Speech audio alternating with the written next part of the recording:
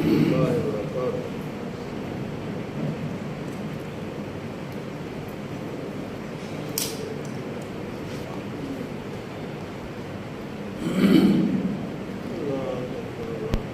الحمد للہ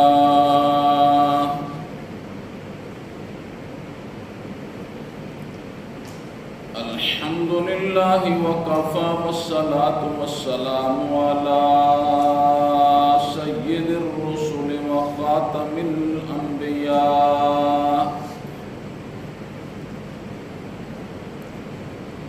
وعلى آلہ وصحبہ وبارک وسلم، خصوصاً على خلفائه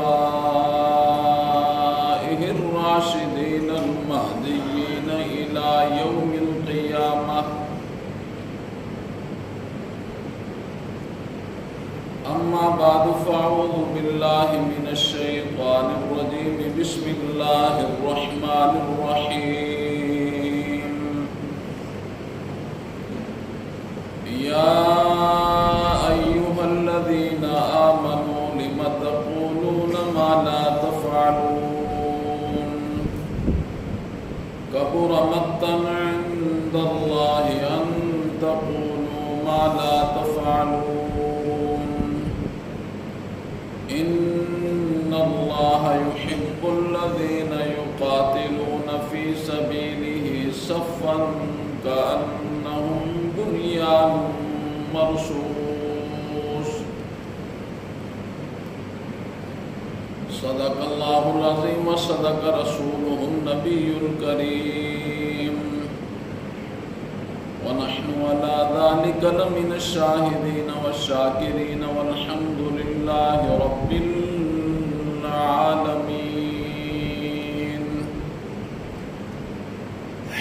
تمام حضرات ایک مرتبہ درود پاک ضرور پڑھ لیا کریں تقریر کی ابتدا میں. اللہم صلی علی محمد وعلی آل محمد كما صلیت علی ابراہیم وعلی آل ابراہیم انک حمید مجید.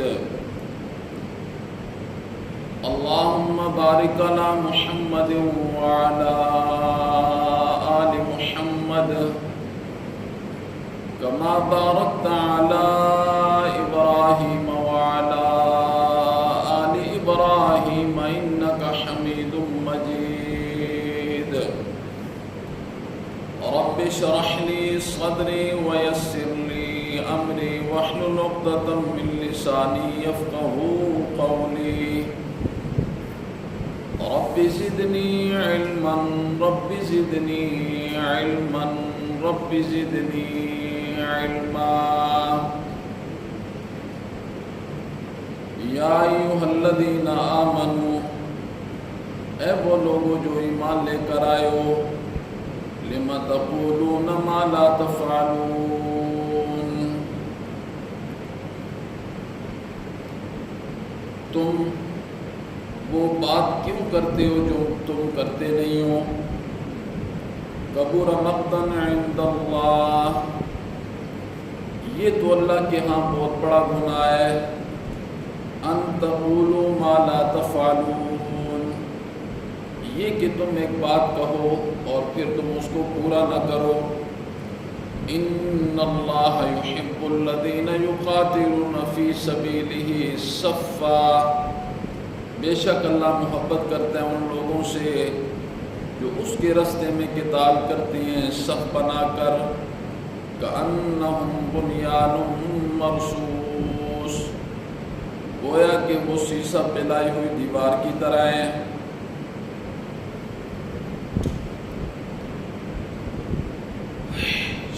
سورہ صف کی چند آیات تلاوت کی ہیں.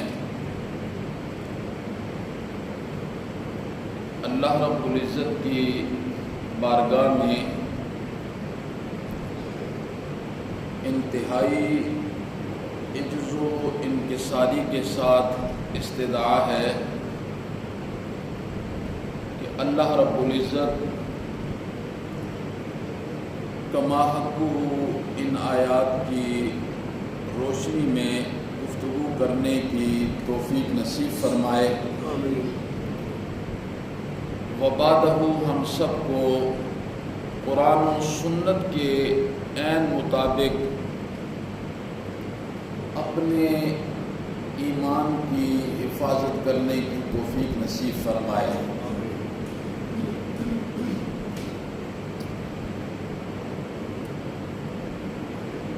سامعین محترم، حضرت سعید ابن مسیب رضی اللہ تعالیٰ عنہ فرماتے ہیں، تعجب ہے اس شخص پر. حضرت سعید ابن مسیب رضی اللہ تعالیٰ عنہ فرماتے ہیں، تعجب ہے اس شخص پر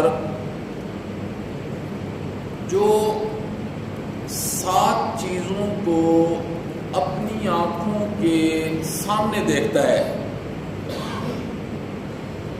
پر اس کے بدن میں تبدیلی نہیں آتی ہے. 7 چیزوں کو اپنی آنکھوں کے سامنے دیکھتا ہے پر اس کی زندگی کے اندر کوئی تبدیلی نہیں آتی ہے. نمبر 1، آپ نے فرمایا تعجب ہے اس شخص پر جسے یہ یقین ہے کہ موت آنی ہے، پھر وہ کہہ کے لگا کے ہنستا ہے. تعجب ہے اس شخص پر جسے یہ یقین ہے کہ موت آنی ہے اور پھر وہ کہہ کے لگا کر ہنستا ہے. امام الانبیاء حضرت سیدنا محمد الرسول اللہ صلی اللہ علیہ وسلم نے ارشاد فرمایا، اکثروا حازم اللذات یعنی الموت. امام الانبیاء نے ارشاد فرمایا، اکثروا حازم اللذات یعنی الموت. اکثر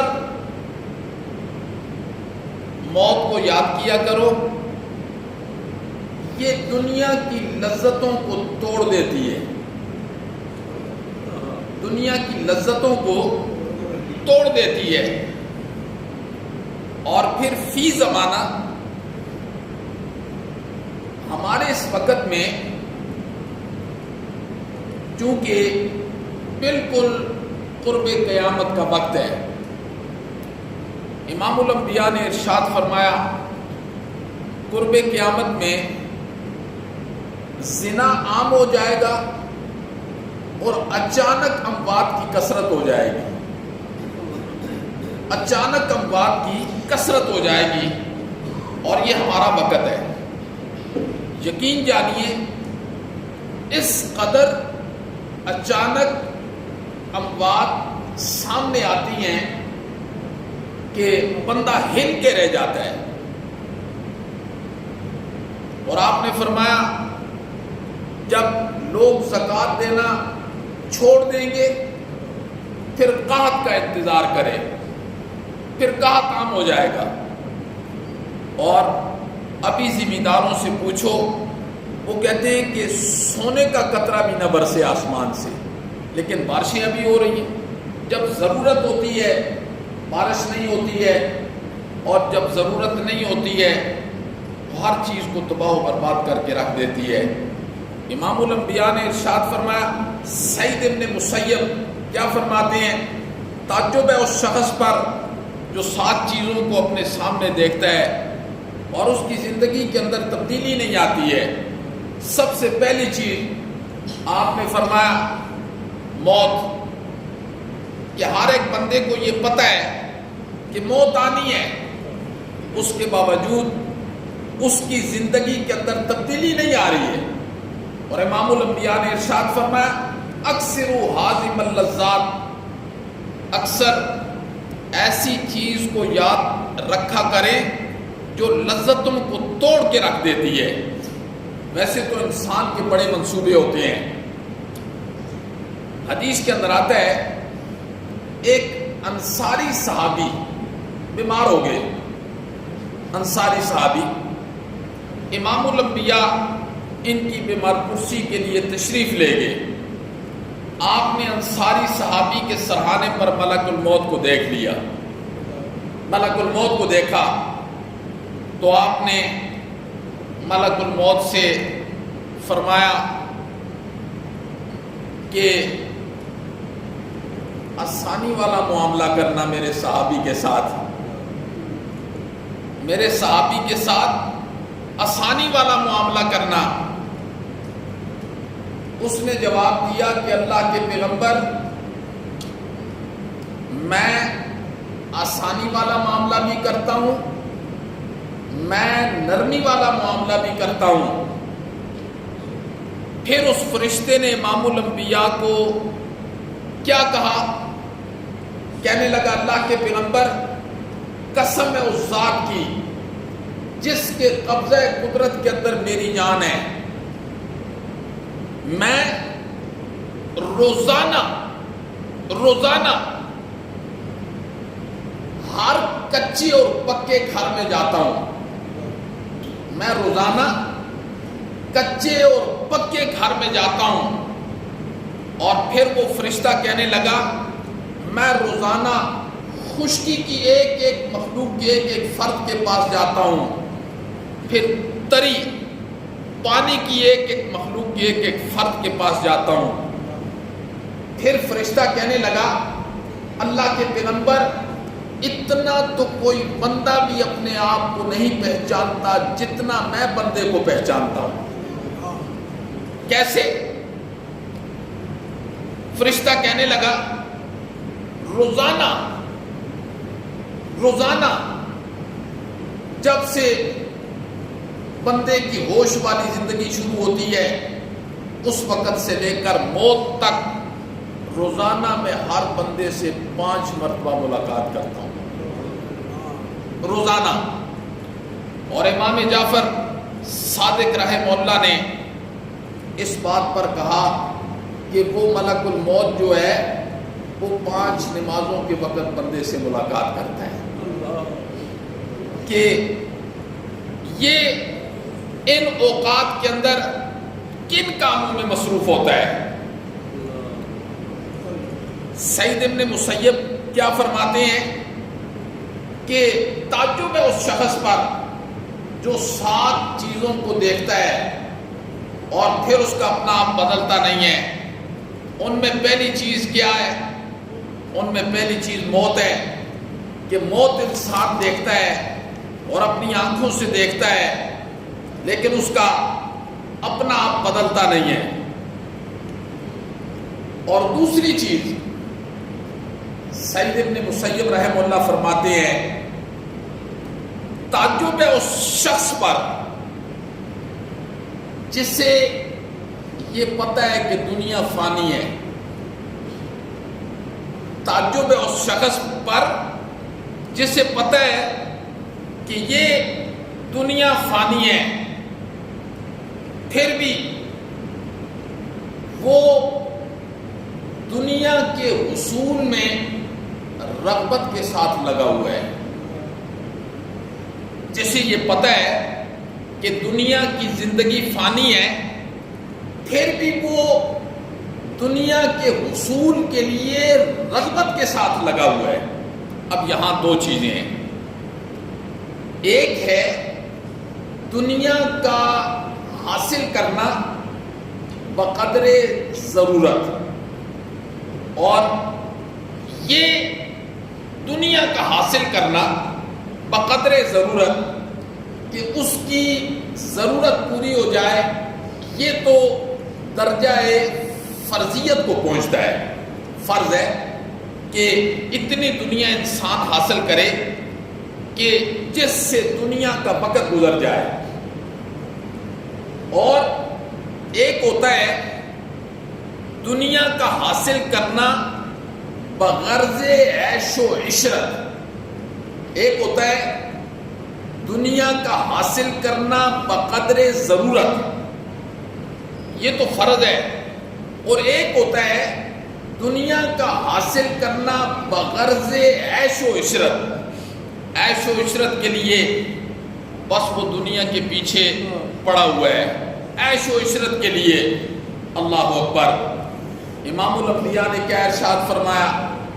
جو بندہ بغرض عیش و عشرت، آج ہماری زندگی بھی کچھ اسی طرح ہے. اسی طرح ہے.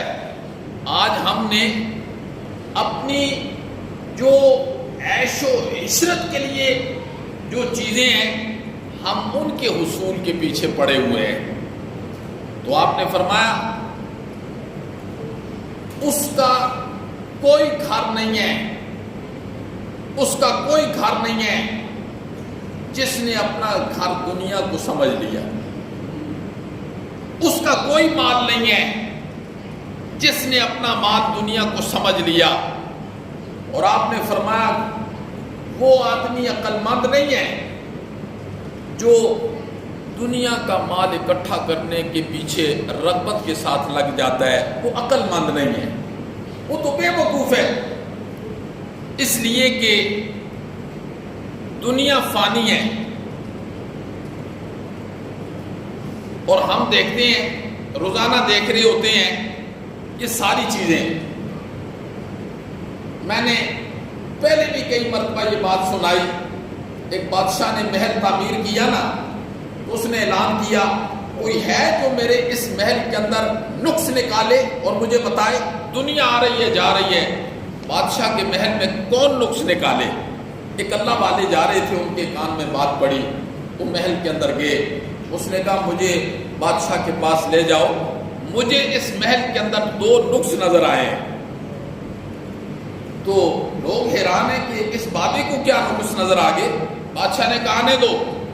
جب بادشاہ کے سامنے گیا نا، اس نے کہا بادشاہ ایک نقص تو یہ ہے کہ جو تو نے محل بنایا ہے نا یہ سدا بار نہیں ہے، یہ سدا بار نہیں ہے. اور دوسرا نقص یہ ہے کہ تو بھی اس کے اندر سدا بار نہیں رہے گا. محل بھی سدا بار نہیں ہے اور تو بھی سدا بار نہیں رہے گا. وہ بادشاہ کو کتنی بڑی بات کی دعوت دے کے چلا گیا کہ بادشاہ ابھی اپنے دماغ کو سیدھا کرو، دنیا فانی ہے، دنیا فانی ہے. اللہ اکبر. اس لیے امام الانبیاء نے ارشاد فرمایا جس کا دنیا گھر ہے نا اس کا کوئی گھر نہیں ہے. تو علامہ ابن مسیب فرماتے ہیں کہ تعجب کی بات ہے جس بندے کو یہ پتہ ہے کہ دنیا فانی ہے، پھر وہ دنیا کے حصول کے لیے ہر وقت رغبت کر رہا ہے اور دنیا کو حاصل کر رہا ہے. اس سے کیا مطلب ہے؟ دیکھو حلال مال کا کمانا یہ جائز ہے، لیکن ایک بات ضرور یاد رکھنی ہے. امام الانبیاء نے کیا ارشاد فرمایا؟ حلال کا حساب ہے اور حرام کا عذاب ہے. حلال کا حساب ہے، جتنا بھی اس نے کمایا ہے حلال اس کا اس نے حساب دینا ہے، اور حرام کا حساب نہیں ہے، اس کا تو عذاب ہے. تو کیا فرمایا؟ تعجب ہے اس شخص پر جسے یہ پتہ ہے کہ دنیا کی زندگی یہ فانی ہے اور پھر اس کی رغبت کے اندر لگا ہوا ہے. نمبر 3 آپ نے ارشاد فرمایا جو بندہ یہ جانتا ہے کہ وقت سے پہلے نہیں، ایک جملہ لکھا ہوتا ہے نا گاڑیوں کے پیچھے، وقت سے پہلے نہیں مقدر سے زیادہ نہیں، ایک جملہ لکھا ہوتا ہے جی. اور جس بندے کو یہ پتہ ہے کہ جو میرے مقدر کے اندر ہے وہ مجھے مل جائے گا، پھر نہ ملنے پر وہ افسوس کیوں کرتا ہے؟ ایک تو فطرت ہے نا افسوس کی. کیا مطلب؟ ایک بندے نے حلال مال کمایا، وہ مال گم ہو گیا، ضائع ہو گیا، یہ فطرت ہے کہ اس کے اندر افسوس آتا ہے. یہ بات نہیں. بات یہ ہے کہ ایک بندہ کسی چیز کی طلب کر رہا ہے، مجھے یہ مل جائے، مجھے یہ مل جائے، وہ چیز اسے ملتی نہیں ہے تو اس پر اسے افسوس کرنے کی ضرورت نہیں ہے، اس لیے کہ وہ اس کے مقدر کے اندر رہی تھی.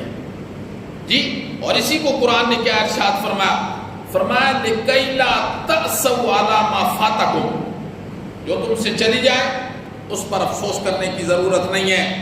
وَلَا تَفْرَحُوا بِمَا آتَاكُمْ، اور جو اللہ تمہیں دے دینا اس پر فخر بھی نہ کیا کرو.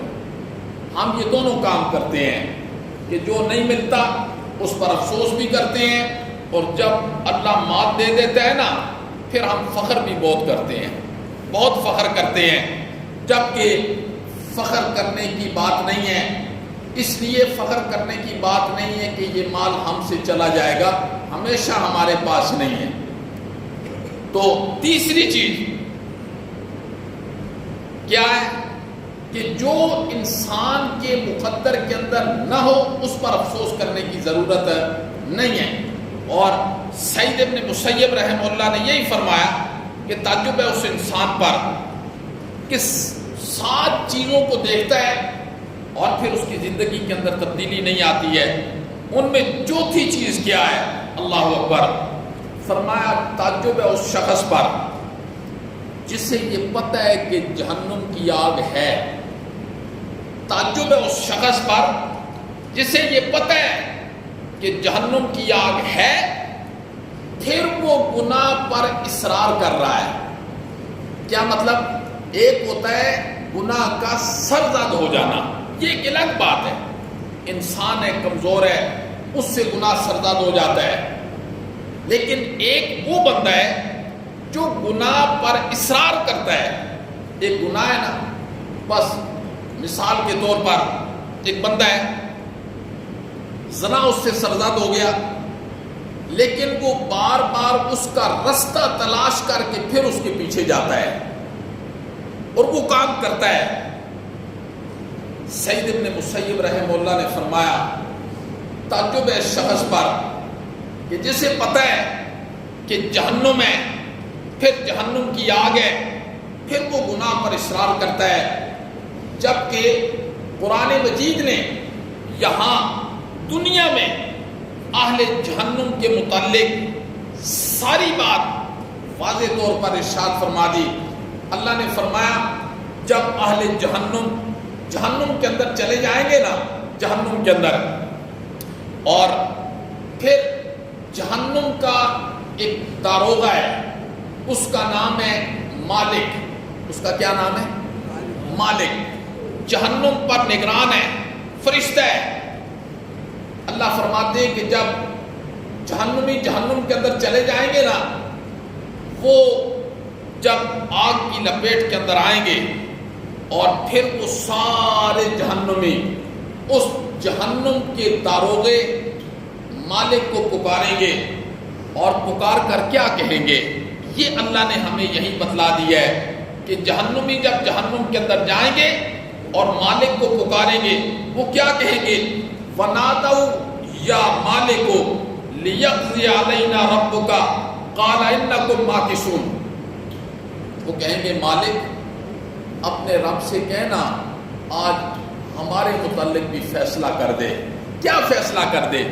وہ فیصلہ وَيَقُولُ الْكَافِرُ يَا لَيْتَنِي كُنْتُ تُرَابًا، کہ جب اللہ رب العزت انسانوں اور جنات کے علاوہ جتنے جاندار ہیں ان سے حساب و کتاب لے کے انہیں مٹی کر دے گا اللہ. یہ اہل جہنم مالک سے کہیں گے آج اللہ سے کہ ہمارا بھی فیصلہ کر دے، یعنی ہمیں مٹی کر دے، یہ جہنم کی آگ سے ہمیں پناہ دے دے، بچا دے. مالک کہے گا یہ بتلاؤ اللہ کے نبی تمہارے پاس نہیں آئے تھے؟ اللہ کی کتابیں تمہارے پاس نہیں آئی تھی؟ واعظین نہیں آئے تھے؟ ناصحین نصیحت کرنے والے نہیں آئے تھے؟ وہ کہیں گے سب کچھ آیا تھا، لیکن ہماری بدبختی جو ہم پر غالب آ گئی، ہم نے سنا جو نہیں ان کی بات کو، کان پر دھرا ہی نہیں ہے. نہ کسی نبی کی بات کو وزن دیا اور نہ کسی باعث کی بات کو ہم نے وزن دیا. ہم تو بس دنیا کے اندر مست تھے اور دنیا کی مستی کے اندر ہم نے ہر ایک کی بات کو پس پش ڈال دیا, اس پر کان ہی نہیں دھرا. پھر مالک کہے گا خود ہی اپنے اللہ سے بات کرو, مجھ سے بات نہ کرو. پھر اہل جہنم اللہ نے فرمایا مجھ سے بات کریں گے. کس انداز میں بات کریں گے؟ وہ کہیں گے ربنا اخرجنا منها فإن عدنا فإنا ظالمون قال اخسئوا فيها ولا تكلمون. اللہ اکبر. وہ کہیں گے مولا ایک دفعہ جہنم سے نکال دے, ہم نے جو ظلم زیادتی کی ہے نا پھر ہم نہیں کریں گے. اللہ کہیں گے پھر کا کیا مطلب ہے؟ اب تو میں نے دنیا بنانی نہیں ہے, پھر کا کیا مطلب ہے؟ وہ ایک ہی موقع تھا جو گزر گیا ہے جی. اب تم اس جہنم کے اندر پڑے رہو اور مجھ سے کلام بھی نہ کرو, مجھ سے کلام بھی نہ کرو. آج اللہ کو منانا بہت آسان ہے, آج اللہ کو منانا بہت آسان ہے, اور موت کے بعد اللہ کو منانا سب سے مشکل ہے. جتنا آج اللہ کو منانا آسان ہے اتنا کسی چیز کو منانا آسان نہیں ہے. آج کوئی اتنا جلدی نہیں مانتا جتنا اللہ مان جاتا ہے جی. اور مانگ اس سے جو خوش ہوتا ہے اور تذکرہ بھی نہیں کرتا کسی کے سامنے. معافی اس سے مانگ جو اتنا جلدی معاف کرتا ہے کہ اس سے زیادہ کوئی جلدی معاف نہیں کرنے والا ہوتا ہے. اس لیے سعید ابن مسیب رحمہ اللہ نے کیا فرمایا؟ تعجب ہے اس شخص پر جسے پتہ ہے کہ جہنم کی آگ ہے اور پھر وہ جہنم کی آگ پر دلیر ہو کر اللہ کی نافرمانی کر رہا ہے. اللہ نے فرمایا جی بہت دلیر ہیں یہ لوگ جو جہنم کی آگ پر صبر کر کے میری نافرمانی کر رہے ہیں. اللہ اکبر. اللہ رب العزت ہمیں ان سانسوں کے ساتھ اس دنیا میں گناہوں سے ہماری حفاظت فرمائے اور اللہ رب العزت ہمیں اپنا آپ کو بدلنے کی توفیق نصیب فرمائے. اور نمبر 5 سعید ابن مسیب فرماتے ہیں تعجب ہے اس شخص پر جس کے سامنے جنت کی نعمتوں کا تذکرہ ہے, جس کے سامنے جنت کی نعمتوں کا تذکرہ ہے, پھر وہ اور کسی نعمت میں اپنے آپ کو راحت محسوس کروا رہا ہے, پھر اور کسی دنیا کی نعمتوں میں خوش ہو رہا ہے. تعجب ہے اس شخص پر کہ جنت کی نعمتیں اس کے سامنے ہیں. جب قرآن جنت کی نعمتوں کا تذکرہ کرتا ہے نا, اللہ اکبر اللہ اکبر. اللہ نے کیا فرمایا؟ ایسے باغات ہوں گے جن کے نیچے سے نہریں جاری ہوں گی اور حوریں ہوں گی, غلمان ہوں گے. امام الانبیاء نے فرمایا کہ جنت کی ایک حور اگر وہ دنیا کے کسی سمندر میں تھوک دے نا تو اللہ ساری دنیا کے سمندروں کو شہد بنا دے. اور پھر کیا فرمایا؟ امام الانبیاء نے فرمایا ایک جنت کی حور 70 جوڑوں کے اندر مزین ہوگی. آپ نے فرمایا ایک جوڑے کی قیمت دنیا والے ادا نہیں کر سکتے. ساری دنیا مل کر بھی وہ جو جنت کے حور کے وجود پر ایک جوڑا ہوگا 70 جوڑے ہوں گے. آپ نے فرمایا ایک جوڑے کی قیمت ساری دنیا مل کر بھی ادا نہیں کر سکتے. ہم کن چکروں کے اندر پڑے ہوئے ہیں, عارضی نعمتوں کے اندر, عارضی خوشی کے اندر, جب کہ ہمیں پتہ ہے کہ موت کے ساتھ ساری خوشیاں ختم ہو جانی ہیں, دنیا والی ساری خوشیاں ختم ہو جانی ہیں, ساری راحتیں ختم ہو جانی ہیں جی, سارے کھانے ختم ہو جانے ہیں, سارے پینے ختم ہو جانے ہیں, ساری بیماریاں ختم ہو جانی ہیں, سارے غم ختم ہو جانے ہیں. لیکن ہمارا ذہن صرف یہاں تک ہے کہ ہم نے پیدا ہونا ہے, پھر دنیا دیکھی ہے, پھر مر جانا ہے, پھر مٹی کے ساتھ مٹی ہو جانا ہے, آگے کچھ بھی نہیں ہے. مشرکین کا بھی یہی ذہن تھا. اذا متنا وكنا ترابا وعظاما انا لمبعوثون، جب ہم ریزہ ریزہ ہو جائیں گے، مٹی ہو جائیں گے، پھر دوبارہ یہ وجود ہمیں ملے گا؟ کیسے ہو سکتا ہے؟ پھر اللہ نے قرآن میں کئی جگہوں پر اس کا جواب دیا۔ اللہ نے فرمایا پانی کے گندے قطرے پر 3 اندھیروں میں روشنی بھی نہیں تھی، تیرا وجود ہم نے بنا دیا ہے۔ پہلی مرتبہ کسی چیز کا بنانا مشکل ہوتا ہے، جب ایک چیز مارکیٹ کے اندر آ جاتی ہے پھر اس کا بنانا کوئی مشکل نہیں ہوتا۔ ہمارے لیے نہ پہلی مرتبہ مشکل تھا نہ دوسری مرتبہ مشکل ہے، ہم تو صرف اتنا کہیں گے کن فیکون، ہم کہیں گے تو چیز وجود کے اندر آ جائے گی۔ اللہ اکبر۔ تو جنت کی نعمتوں کی موجودگی میں انسان کسی اور نعمت کے اندر راحت محسوس کرے، آپ نے فرمایا بڑا بے وقوف انسان ہے وہ، اس لیے کہ قرآن کیا کہتا ہے؟ فَلَا تَعْلَمُ نَفْسٌ مَّا أُخْفِيَ لَهُم مِّن قُرَّةِ أَعْيُنٍ،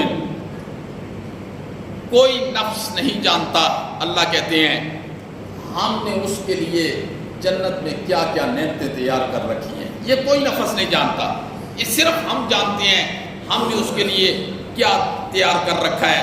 اور قرآن کہتا ہے وَلَكُمْ فِيهَا مَا تَشْتَهِي أَنفُسُكُمْ وَلَكُمْ فِيهَا مَا تَدَّعُونَ، تمہارے لیے جنت میں وہی کچھ ہوگا جو تم چاہو گے، اور تمہارے لیے جنت میں وہی کچھ ہوگا جو تم مانگو گے۔ اللہ اکبر۔ وہی کچھ ہوگا جو تم چاہو گے، وہی کچھ ہوگا جو تم مانگو گے۔ کس صورت کے اندر؟ کس صورت کے اندر؟ اس صورت کے اندر کہ اللہ نے انسان کی زندگی کے لیے جو قوانین تجویز فرمائے ہیں، ان قوانین کا احترام کرتے ہوئے جو بندہ دنیا میں زندگی گزارے گا، ہم اس کی مہمان نوازی کریں گے اور بہت خوبصورت مہمان نوازی کریں گے۔ آج تو دنیا کے اندر ہم زندگی گزار رہے ہیں، یہ اللہ کے تجویز کردہ قوانین کے مطابق نہیں گزار رہے، یہ ہم اپنے تجویز کردہ قوانین کے مطابق زندگی گزار رہے ہیں۔ یہ آج جو دنیا کی زندگی میں اور آپ گزار رہے ہیں، یہ کیا ہم اللہ کے تجویز کردہ قانون کے مطابق گزار رہے ہیں؟ نہیں میرے بھائی، اللہ کا تجویز کردہ جو قانون ہے وہ ایمان والوں کے لیے اور ہے اور کافروں اور مشرکوں کے لیے اور ہے۔ اللہ نے فرمایا الدنیا، امام الانبیاء نے فرمایا الدنیا سجن المومن وجنت الکافر، دنیا مومن کے لیے قید خانہ ہے، اپنی مرضی سے یہاں زندگی نہیں گزار سکتا، اور کافر کے لیے جنت ہے۔ اور جس نے یہاں ہی جنت والی زندگی گزار لی، اس کو وہاں جنت کیسے ملے گی؟ وہاں جنت اس کو ملے گی جس نے یہاں قید والی زندگی گزاری۔ قید والی زندگی سے کیا مراد ہے؟ یعنی ہمارا چلنا پھرنا، اٹھنا بیٹھنا، کھانا پینا، کاروبار، غمی خوشی شادی، یہ ساری کی ساری امام الانبیاء کے طور طریقوں کے مطابق ہوں گی، جن کے متعلق اللہ نے فرمایا لَقَدْ كَانَ لَكُمْ فِي رَسُولِ اللَّهِ أُسْوَةٌ حَسَنَةٌ، تمہارے لیے آئیڈیل شخصیت جو ہیں وہ امام الانبیاء ہیں۔ لیکن آج ہماری آئیڈیل شخصیت کون ہے؟ ہمارے عمل سے بھی پتہ چل جاتا ہے، ہمارے باطن سے بھی پتہ چل جاتا ہے، ہمارے ظاہر سے بھی پتہ چل جاتا ہے آج ہماری آئیڈیل شخصیت کون ہے۔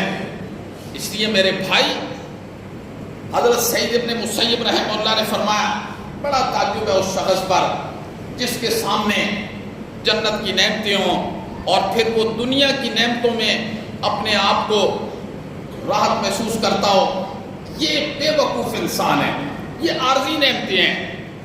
دنیا کا وقت انتہائی مختصر ہے اور وہ وقت ہم نے اللہ کے تجویز کردہ قوانین کے مطابق گزاریں گے تو آخرت کی راحتیں اور نعمتیں ہمیں میسر آئیں گی، ورنہ ہمیں ان کی امید نہیں رکھنی چاہیے۔ اللہ نے پورا قرآن ڈنگروں کے لیے نازل نہیں کیا میرے بھائی، یہ پورا قرآن جانوروں کے لیے نہیں ہے، درندوں کے لیے نہیں ہے، یہ قرآن ہمارے لیے ہے، یہ میرے لیے ہے، اور امام الانبیاء کے فرامین وہ بھی میرے لیے ہیں۔ ہمیں ان فرامین کو اور قرآن مجید کے جو اللہ کا کلام ہے اسے وزن دینا چاہیے، اسے وزن، تاکہ ہمارے اندر ایمان پیدا ہو اور پھر ہمیں پتہ چلے کہ ایمان کیا چیز ہوتی ہے۔ تو حضرت سعید ابن مسیب رحمہ اللہ نے پانچویں اور چھٹی چیز فرمایا، تعجب ہے اس شخص پر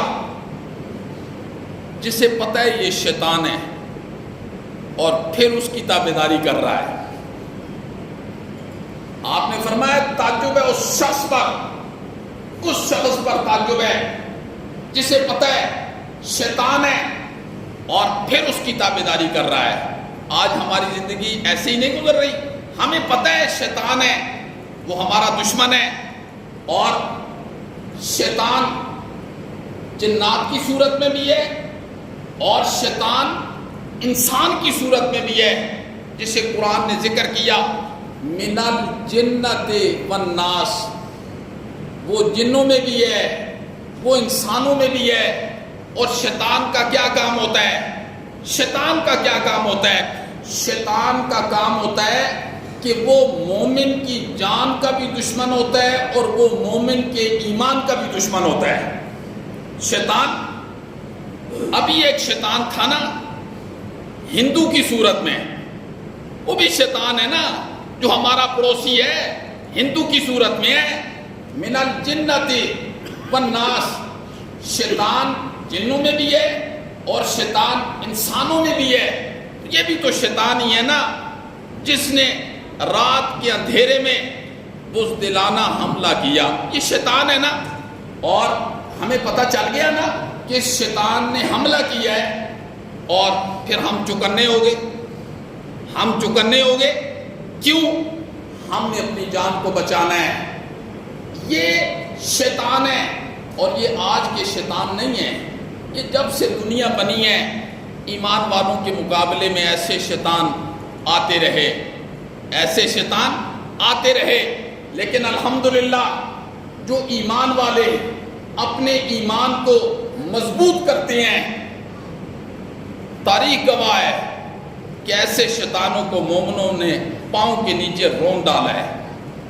یہ اللہ رب العزت سے ہمیں یہ جنگ نہیں مانگنی چاہیے، کیونکہ اس سے نقصان ہو جاتا ہے، بہت نقصان ہو جاتا ہے، گھر اجڑ جاتے ہیں، انسان کٹ جاتے ہیں، معاشی طور پہ تباہ و بربادی ہو جاتی ہے، یہ سارے نقصانات ہوتے ہیں۔ امام الانبیاء نے ارشاد فرمایا کہ اللہ سے یہ جنگ نہیں مانگنی چاہیے، لیکن اگر میدان گرم ہو جائے پھر مومن کو پیچھے بھی نہیں ہٹنا چاہیے۔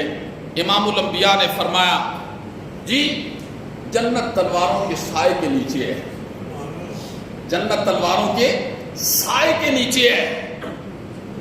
اس لیے ایک یہ شیطان ہے جس نے آج حملہ کیا اور یہ ہماری جان کا بھی دشمن ہے اور یہ ہمارے ایمان کا بھی دشمن ہے، اور ایمان کی تباہ و بربادی یہ کہاں سے کرتا چلا آ رہا ہے، ذرا دیکھنا۔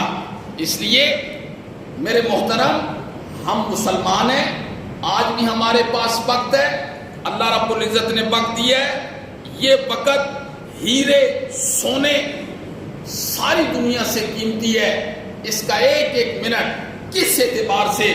اس اعتبار سے کہ ہم نے اپنی جان کی حفاظت بھی کرنی ہے، ہم نے اپنے ایمان کی حفاظت بھی کرنی ہے۔ اگر کوئی میدان کے اندر کوئی باطل اتر جاتا ہے، جی علامہ اقبال نے کیا کہا، فضائے بدر پیدا کر، فرشتے تیری نصرت کو اتر سکتے ہیں گردوں سے، کتار اندر کتارت بھی۔ اگر ایمان وہی ہو جو امام الانبیاء سکھلا کر گئے تھے، ایمان بدر والا ہو، آج بھی قرآن اور سنت والا ایمان ہو، یہ بزدل لوگ مومنوں کا کیا کر سکتے ہیں؟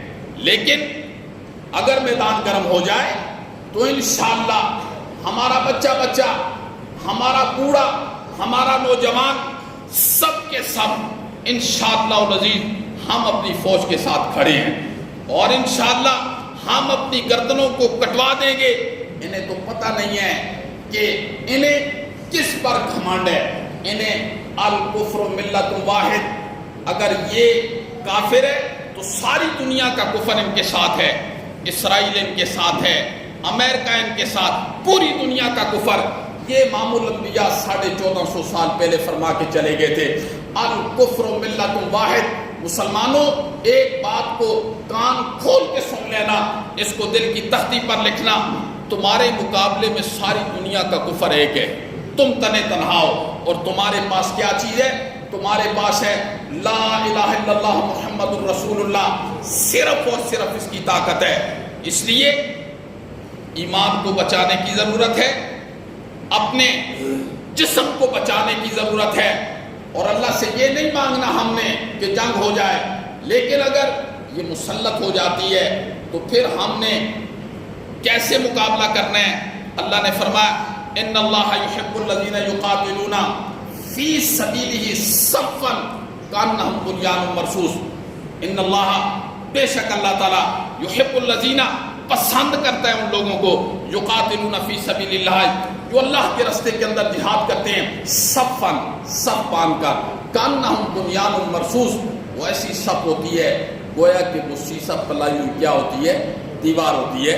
تو میں عرض یہ کر رہا تھا کہ سعید ابن مسیب رحمہ اللہ نے فرمایا کہ تعجب ہے اس شخص پر جسے پتہ ہے کہ شیطان ہے پھر بھی اس کی پیروی کرتا ہے۔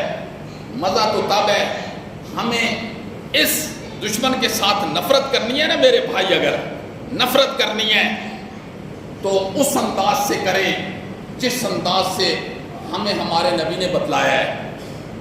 آج ہمارے پاکستان کا ایک ایک بچہ کیا انڈیا کی فلم نہیں دیکھتا؟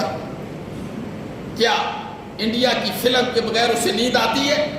اور پورا اپنا کلچر وہ اپنی فلموں کے اندر ہم تک پہنچاتے ہیں، وہ فلموں کی صورت میں اپنا سارا کلچر وہ مجھ تک پہنچاتے ہیں، اور میری زندگی کی غمی، خوشی، اٹھنا بیٹھنا، خدا لگتی بات کرو، آج مسجد کے اندر بیٹھے ہو، ہمارا سب کچھ ان کے کلچر کی عکاسی نہیں کرتا ہے، ان کے کلچر کی عکاسی کرتا ہے۔ من تشبہ بقوم فہو منہم، قیامت والے دن ہر بندہ اس کے ساتھ کھڑا ہوگا جس کے ساتھ دنیا کے اندر اس نے مشابہت اختیار کی ہے۔ میرے بھائی، ہماری زندگی کا کلچر کیا ہے؟ موت کا کلچر کیا ہے؟ غمی کا کلچر کیا ہے؟ خوشی کا کلچر کیا ہے؟ اسلام کوئی یتیم مذہب تو نہیں ہے میرے بھائی، بولو، اسلام کوئی یتیم مذہب ہے؟ اسلام تو دنیا کا سب سے اعلیٰ مذہب ہے، سب سے اعلیٰ مذہب ہے، اور دنیا کفر اس بات کو مان چکی ہے کہ اسلام دنیا کا سب سے اعلیٰ مذہب ہے، لیکن آج ہمیں اسلام کے قوانین کو اختیار کرتے ہوئے شرم محسوس کیوں ہوتی ہے؟ ہم اپنے آپ کو گھٹیا اور کم تر کیوں سمجھتے ہیں؟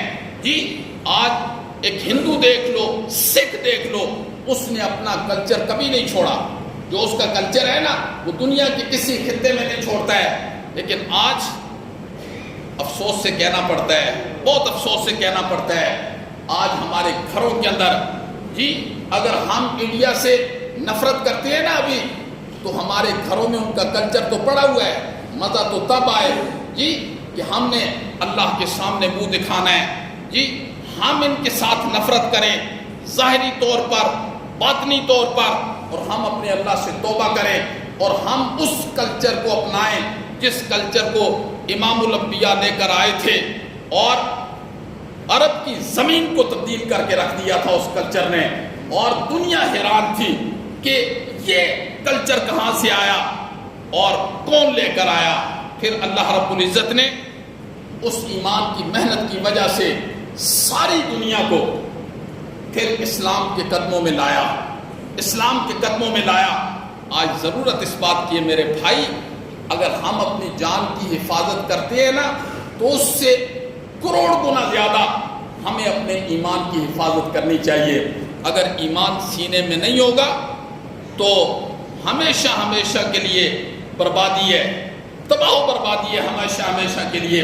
سب سے بنیادی چیز جو ہے وہ ہے لا الہ الا اللہ محمد الرسول اللہ، جی تعجب ہے اس شخص پر جسے یہ پتہ ہے کہ اللہ کی ذات موجود ہے، پھر وہ اپنے دل کو بہلانے کے لیے کسی اور کی محبت کو اپنے دل میں جگہ دیتا ہے۔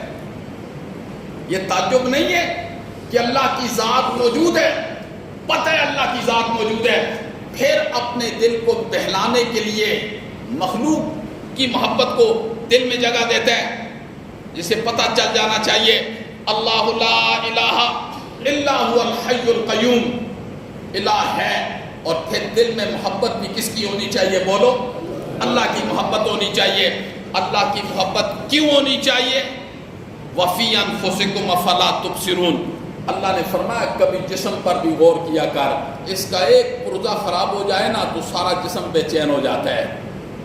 کبھی غور کیا کر یہ جسم بنانے والا کون ہے، اس کی ضرورتیں پوری کرنے والا کون ہے، جی اس لیے اللہ کی محبت پیدا کیا کر کہ کھانے کا انتظام اللہ کرتا ہے، پینے کا انتظام اللہ کرتا ہے، ہوا کا انتظام اللہ کرتا ہے، لباس کا انتظام اللہ کرتا ہے، گھر کا انتظام اللہ کرتا ہے، تیری ساری ضرورتوں کو پورا کرنے والا بولو کون ہے؟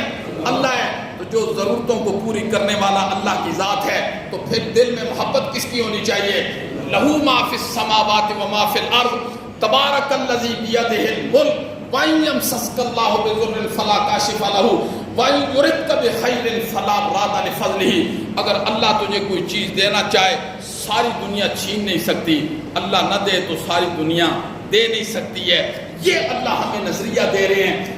ان چیزوں کے ساتھ میرے محترم میرے اور آپ کے ایمان کی حفاظت ہوگی۔ اگر آج ہم نے اللہ کے در کو چھوڑ دیا، آج ہم نے اللہ کے قرآن سے بے رخی اختیار کی، تو میرے محترم ہم لا الہ الا اللہ محمد الرسول اللہ کے تقاضوں کو پورا نہیں کر سکتے۔